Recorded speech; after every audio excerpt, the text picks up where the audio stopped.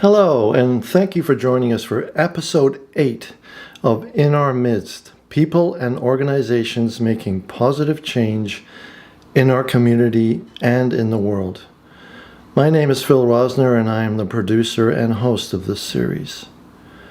My featured guest for this episode is Thomas Homer-Dixon. Thomas is the author of 5 books, including his latest, Commanding Hope: The Power We Have to Renew a World in Peril. He is also a Canadian political scientist and University Research Chair at the University of Waterloo in the Faculty of Environment and the Executive Director of the Cascade Institute at Royal Roads University in Victoria, British Columbia. Please join me now for my interview with Thomas Homer-Dixon. So Thomas, in your book, you pose the question with regard to humanity's climate and energy problems. Is it too late? Please could you expand on this theme, particularly with regard to those who may hold the opinion that the situation is hopeless? I don't think it's hopeless, but I can understand why people arrive at that conclusion. One of the things that I argue for in my book is what I call honest hope. So that's hope that is grounded in a very accurate understanding of the science surrounding issues like climate change and the energy transition, and then operates within that understanding to find the possibilities for moving forward. If you know the science, you know that we've left this way, way too late. You know, if we had started working on the climate problem when not that it relates to me in particular, but when it first became, it developed public profile, which was sort of in the late 80s. And that's when I started working on the climate problem. If we had really invested in the transition that was necessary at that point, we would be largely through it at this point. And the carbon concentrations would be stabilizing or falling in the atmosphere, and we could get through this bottleneck effectively. Now we've delayed 30 or more years, 40 years, and we're in real trouble. And so the consequence is that our options going forward for a prosperous and humane civilization on this planet are substantially restricted, and we have to admit that. On the other hand, I think more people are galvanized by the problem than ever before, and there's an enormous amount of innovation and activity happening. I think that in terms of the hope that people need to harbor, they need to recognize that any positive possibility is going to involve now quite radical nonlinear change. In other words, whereas 40 years ago, we could have sort of incrementally progressed towards a better and different future that was largely zero carbon. And now it's going to be, it's going to involve kind of step changes and real disruption, economically, socially, in ways that we can't fully anticipate. I think there are still opportunities for getting to a good place, but the probabilities are lower, substantially lower. There's going to be a lot of climate damage that's almost inevitable now to our ecosystems, to our societies. And it's going to be a much messier process than it had to be. But yes, I still harbor hope. Thomas, early in your book, you stress that we need to become engaged as active agents in addressing our monumental challenges. Please, could you elaborate? In some ways, it relates to your previous question. If we feel the situation is hopeless and we succumb to despair, which I frankly can understand completely, then we give up our agency. The first step is to recognize how serious the situation is. The next step is to identify a vision of possibility in the future of what a good outcome might be, and then to sort of chart a pathway forward. And all of that implies that we are agents, that we still have some capacity to make a difference. And the whole book is essentially about retaining our opportunity for agency. And as I say to my children over and over again, I think every parent says this to their children. If you decide that it's not possible to make a difference, then no difference will occur. I mean, if you have a challenge in your life and you decide, I can't do anything about this, then you've created that reality. So the first step is to realize that within the constraints we face, which are very serious, there are still possibilities. There's elbow room for agency. There's possibilities for change. I think the situation is analogous to that faced by somebody who's got a very serious, potentially terminal illness. I think human civilization is a potentially terminal illness. If I am in that situation, I would want a doctor and my specialist to tell me very clearly what the situation is, what the odds are, what the options are going forward. And then I would look at those odds, and they may be very small. They may be 1 or 2% or 10% or something like that. And I might say, I'm going to do what I can to make sure I'm in that window, or even expand that probability so that it's larger than I've been told initially. And I think that's where agency comes in, is recognizing what the possibilities are and then operating with laser focus on them. People think that somehow hope is only possible. Skeptics about hope think that hope is only possible if the probabilities of a positive outcome are high. And that's simply not true. People have hope in extraordinarily difficult circumstances where they know the probabilities are very, very low, but they still have real hope, but it's just informed by the reality around them. And that's the kind of situation we're in now. Thank you. Once again, in your book, you speak about the American theologian Reinhold Niebuhr with his famous serenity prayer. God grant me the serenity to accept the things I cannot change, the courage to change the things I can, and the wisdom to know the difference. At the close of the prayer, you suggest, quote, something more radical and far more liberating. Please, could you expound on that final statement? Yes, so that's a famous quotation, of course, and is widely used. And I quote it positively, but I suggest that there are a couple of problems with it. One is that we're kind of relying on this outside agent to tell us where the boundary is between what's possible and what's not possible. And whether you're a deeply spiritual person who believes in a god or some kind of larger force in the universe or not, my sentiment has always been that any God worth his, her, or its salt would encourage us to bring that decision-making inside ourselves, to develop the capacity to discern what we can do and what we can't do, and to, again, have that kind of agency.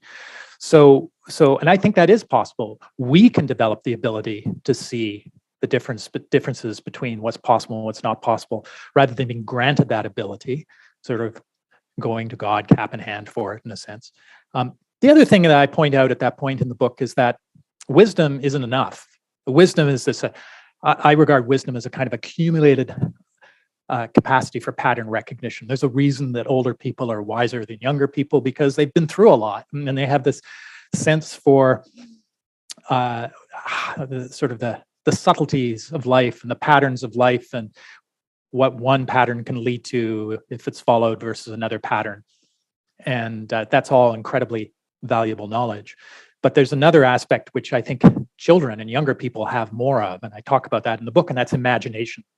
The imagination to explore beyond what seems to be impenetrable reality, or the impenetrable constraints that we face. I think one thing that happens, unfortunately, as we get older, is we lose our ability to step into what I call the adjacent possible and imagine new possibilities. Children, of course, are creating new worlds all the time around them, and that's really exciting. So again, we need to realize the power of imagination in combination with wisdom, and that's the point I'm making it in that section of the book. Yeah, actually, my next question was exactly on the theme that I think you've pretty much covered, which is where you talk about worldviews, which are, often very emotionally charged. And you say they allow us to interpret our circumstances and plan our actions in response, and thereby usually give our lives a sense of meaning and security. Our worldviews do an awful lot for us. I mean, they provide us, and what do we mean? What do I mean by worldviews? I mean the kind of crystallized belief commitments and value commitments we have. You can sort of think of them as under the surface. We operate through the day and make lots and lots of decisions, but those decisions are informed. They have to be informed by a set of understandings of how the world works. Not just how the world works, like if I push this button, that thing happens. If I go down this street, I'll end up there. but also what I prefer. And preferences are not just what makes me feel good, but what I think is right and just, what brings meaning into my life. So I talk about all of these things in the book. Bringing meaning into our life is really important. So meaning comes from a bunch of different sources. It comes from the identity groups we hang out with, how we identify ourselves in terms of our larger groups as nations, religious groups, historical groups, and the like. And it also comes from, and you may have a question on this, but I'm jumping ahead. It also comes from what we define as our life projects, what I call hero projects, coming out of the work of Ernst Becker in his famous book in the 1970s titled The Denial of Death, and a body of scholarship called terror management theory, which basically suggests that the way we buffer ourselves from the constant knowledge of our own mortality, which for conscious beings is absolutely terrifying, is to create this sense of possibility beyond our lives, beyond our mortal existence. We write a book, or we raise a family, or we found a business, or we join a political party, or we root for a sporting team, and all of these things are bigger than we are and have this possibility of transcending us, our mortal existence. So a very important part of our worldview is what our hero project is. And if we want to get together in productive ways to solve problems like climate change and the like, these critical problems we face, we need to build those collaborations around hero projects that draw us together and that make us realize that this is a critical moment in human history, and we can derive a lot of meaning from rising to the challenge. Right. Interesting. Could you now please speak on a couple of concepts that I don't think I've come across before? Those being social power and also the social power of vested interests. And one of the reasons we're not making any changes, or changes as fast as we need to make them, is because there are structures of power in our society that prevent change, and they really frequently relate to vested interests, special interests of various kinds, who don't want to see any change because it would diminish their economic power, it would diminish their political power, diminish their income streams. And one can understand this kind of thing. And we talk about it all the time, about special interests and vested interests, but we often don't see that power operates outwards from these groups in very subtle way. And so we can be infused, even if we are actively engaged in trying to change the world, we can be fused with a set of concepts that actually reinforce the power of the people that we're trying to operate against and the groups we're trying to operate against, because we're in a world of concepts and language that reinforces their power and deprives us of power. So I spend a bit of time talking about that and talking about why that makes change, positive change, so difficult. And in some ways, sometimes you can actually make power disappear just by changing the way you look at the world. Gandhi was remarkable in part because he said, if you just refuse to respond to British physical abuse in British India, and you just say, I'm not going to move from in front of this gate, in front of this factory or this salt production plant or something like that. I'm just not going to move. You can beat me as much as you want, but it's not going to make any difference. You've suddenly deprived the British of their power. They have the power to kill you, ultimately, and that's not insubstantial. So they have kind of physical power of destruction, but they don't have the power to control your mind unless you give that to them. And that's a source of extraordinary possibility. So that's all sort of in the background of my discussion. The worldviews that we operate with are infused with power, social power that can actually prevent change. But if we change the worldviews, we start to change those power relations. Right. Yeah, I like, in the book how you speak of the massive muddle that humanity finds itself in and how it inherently erodes our ability to find, effective and feasible solutions, which also inevitably erodes our hope. I think you kind of touched on that already, but if you would care to dig a little bit deeper with regard to this?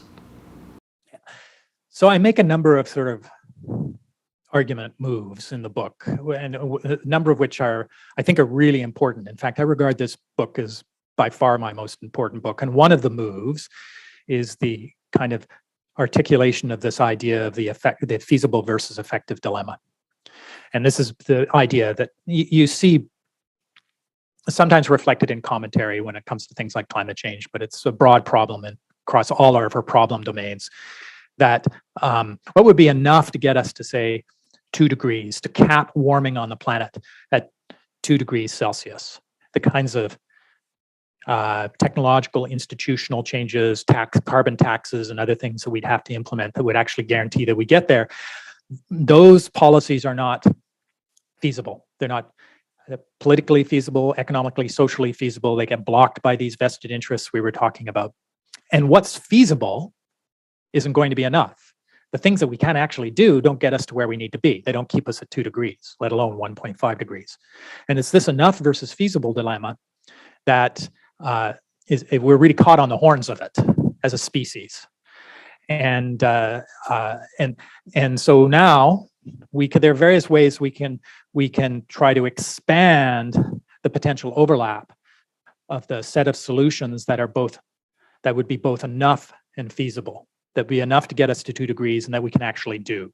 And I talk about various strategies. I have a section in the book where I talk about literally that Venn diagram. How can you expand that overlap? Right at the moment, it doesn't look like there's much overlap at all, but how can you make the feasible set of solutions and the enough set of solutions overlap, and so that you have at the overlap point a substantial number of solutions. And a lot of it starts to come down to whether we can imagine pathways forward for those solutions that would be enough.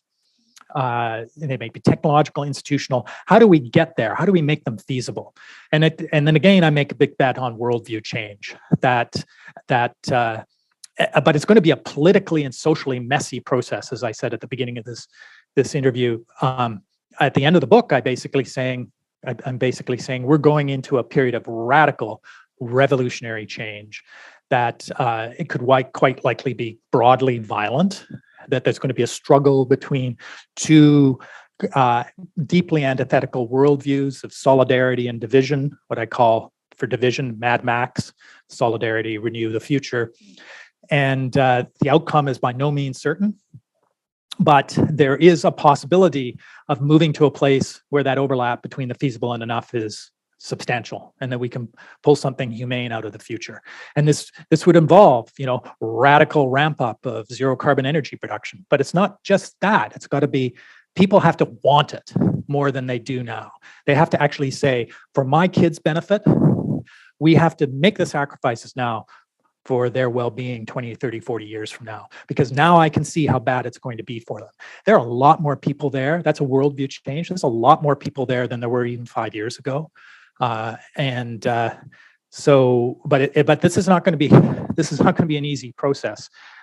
Finding that those possibilities where enough and feasible overlap is going to be really difficult. We don't even know what a lot of them are yet. So it's going to be a kind of radical search of the landscape to try to find new possibilities. And that's exactly what the Cascade Institute is about, this new institute I founded on Vancouver Island. It's looking for those possibilities, the enough and feasible possibilities. Thomas, for me, a statement that you make at the end of part 2 of your book really resonated with me, and I wonder if you would be so kind as to elaborate a bit.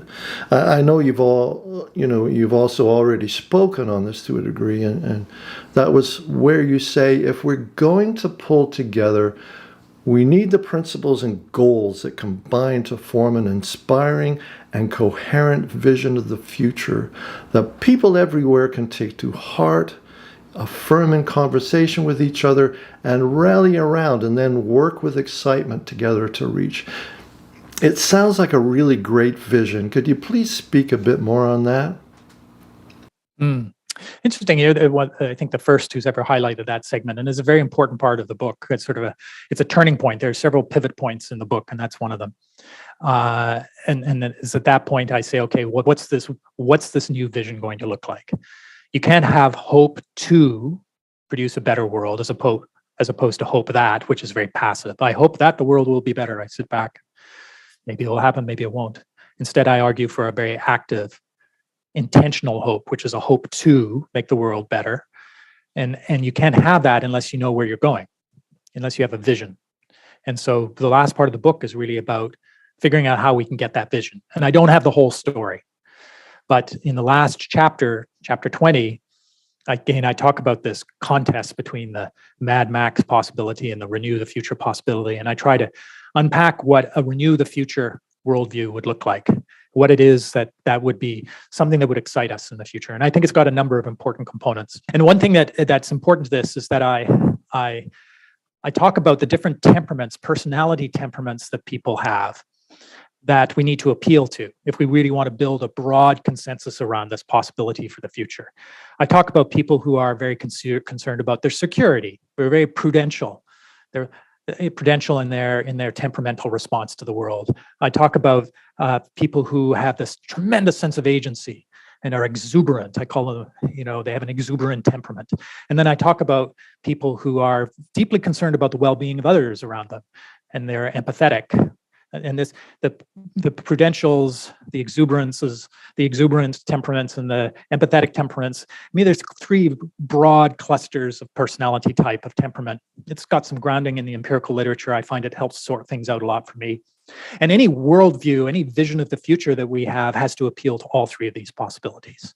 And that's what I try to build in the last part of the book. I talk about some principles of opportunity that would appeal to the exuberant temperament, the possibility of an exciting future that allows them to explore and expand their agency as much as possible. I talk about principle of security, a security in which people who are of more prudential temperament feel that their families will be safe and they will be safe going forward. I talk about principles of justice and what they would look like that would appeal to people with a more empathetic temperament. And then wrapping around all of that is this sense that we are in this challenge together, an identity principle that draws us together. Now, the thing that will make that identity principle powerful is if all of us are committed to what social psychologists call the superordinate goals, some challenges that we are pulling towards to try to make the world a better place. So, for instance, if we're in a war, we have the superordinate goal of defeating the enemy. You can see that in Ukraine. All of these disparate political elements in Ukraine have all pulled together around the challenge, around the superordinate goal of stopping Russia, right? Well, we need something equivalent for humanity. And I suggest some ideas at the end. I think one thing that we need to recognize could be a very powerful superordinate goal is allowing nature the possibility for flourishing on the planet again.